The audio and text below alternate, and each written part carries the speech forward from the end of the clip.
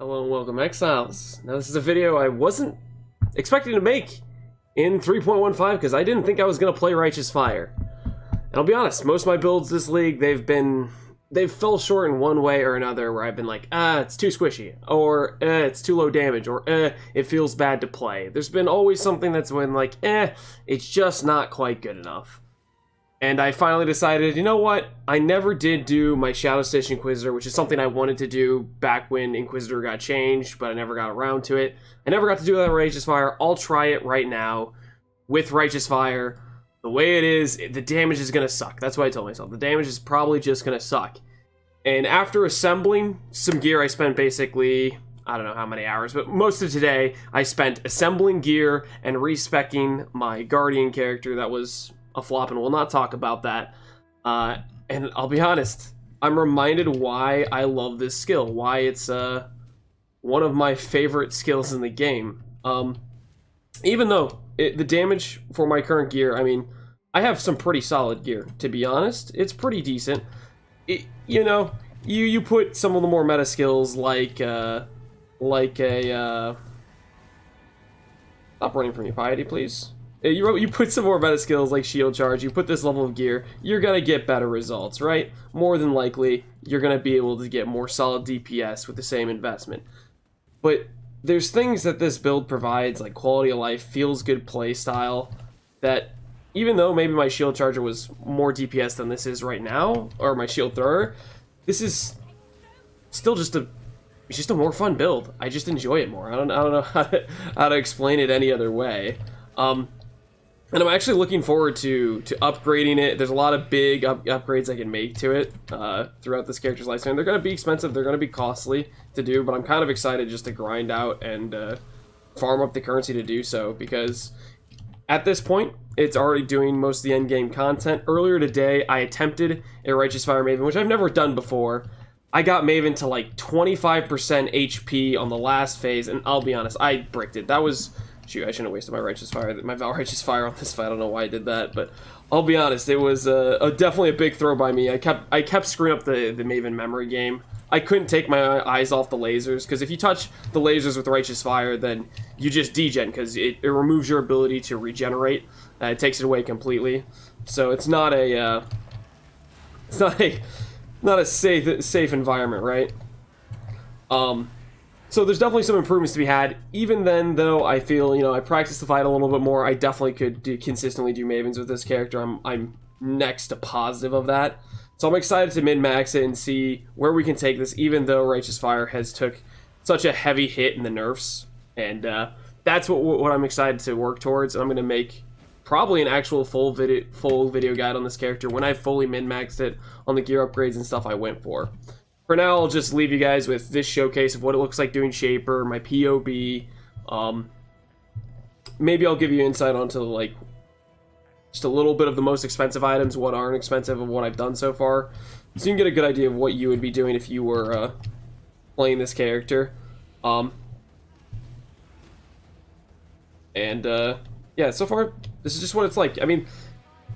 It's not like the greatest DPS, but it's honestly pretty solid. Like, I'll beat Shaper phases in basically 1 or 2 rotations of his skills. Like, I already got him, what, 30% HP down, and it's only been 20 seconds of the fight or whatever. That's not half bad DPS. I think we're maybe in between 1 and 2 million. I'm not 100% sure what DPS we're at, but we're doing solid. I mean, we already phased him, and I'm pretty happy with that. We're at 9k HP, you know, plus. We're gonna get to 10k. We'll probably get well over that when I finish actually like min-maxing my gear.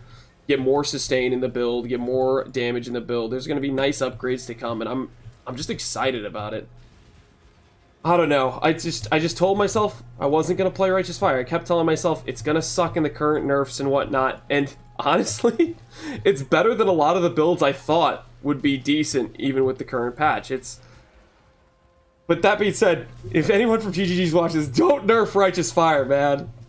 Let it be, maybe even buff it. Just because I'm having some success from here does not mean it's an overpowered skill. In any sense of the word, is what I would say. Oh. It's weird how much you don't want something to get nerfed when it's a skill you enjoy playing so much. I guess this gives me some perspective on why so many people are so hurt, because X build got absolutely trashed or murdered, and Righteous Fire itself got hurt really bad as well. But we're doing all right. We're mixing in Scorching Ray. We're gonna mix in maybe Flame Wall, and like, it's okay. It's okay. It does just fine with that stuff. But yeah, that's just I'm just surprised it's working this well. So I just wanted to give you guys a video of me just being excited about playing Righteous Fire, and something I'm actually excited to min-max and give you guys a more in-depth guide on, hopefully, is the plan. I gotta keep remembering I need a shield charge, because life tap is 19% more damage, and I keep forgetting I'm proccing life tap support via shield charge.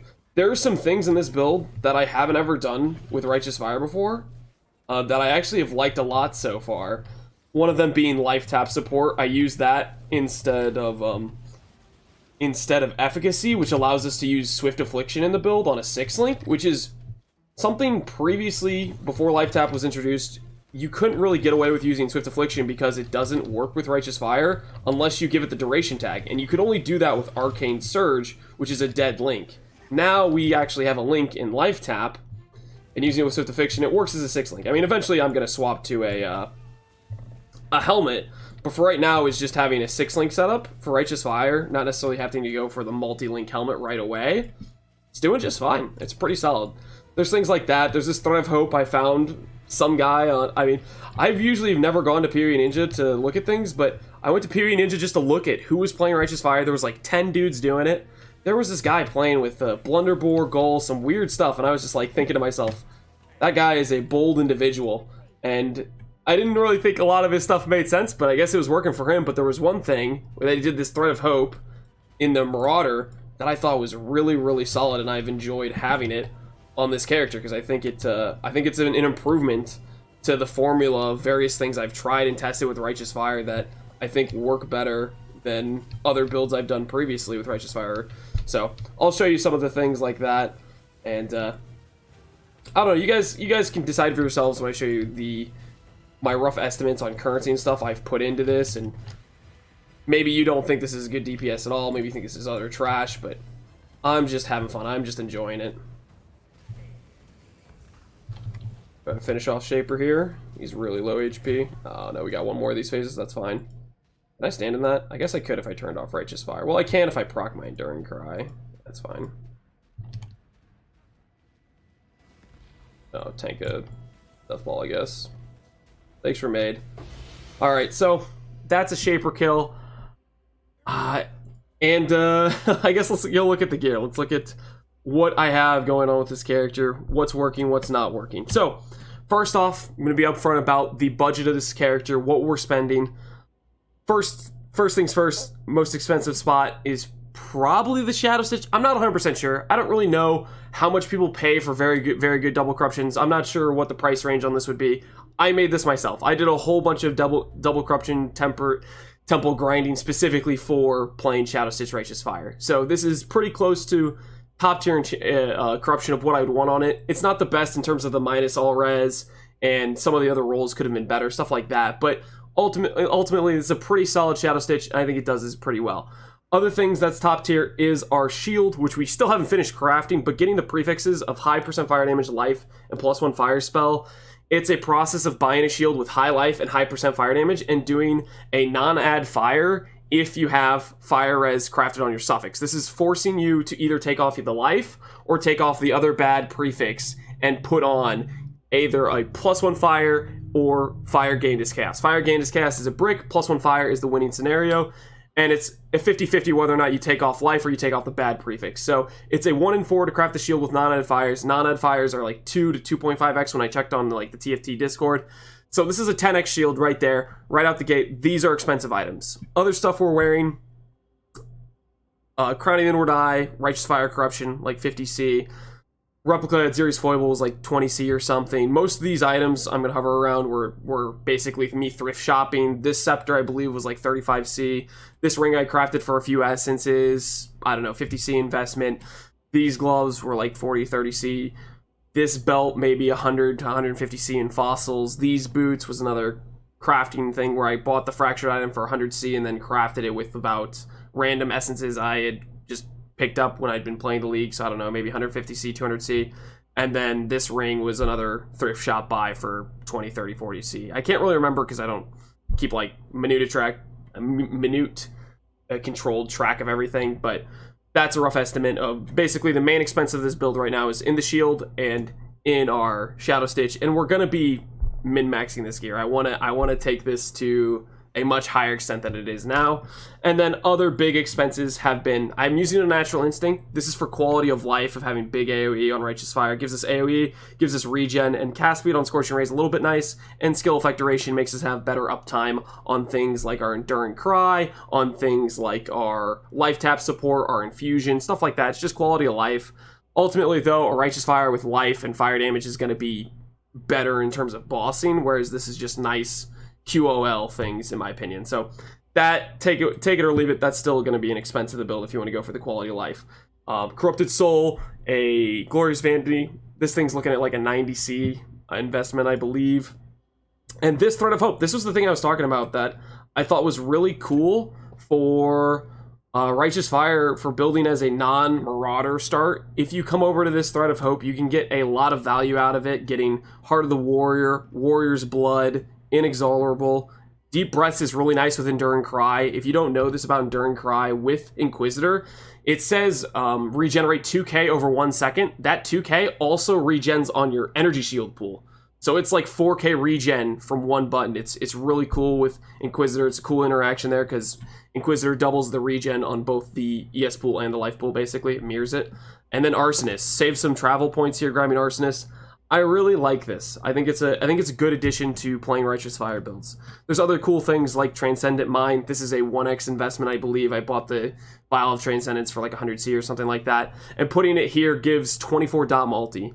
If you don't know, with the most recent changes to dot clusters, we lost a lot of dot multi, which makes this it makes it a better item and a better just gear slot in general than it ever was before. 24 dot multi is huge.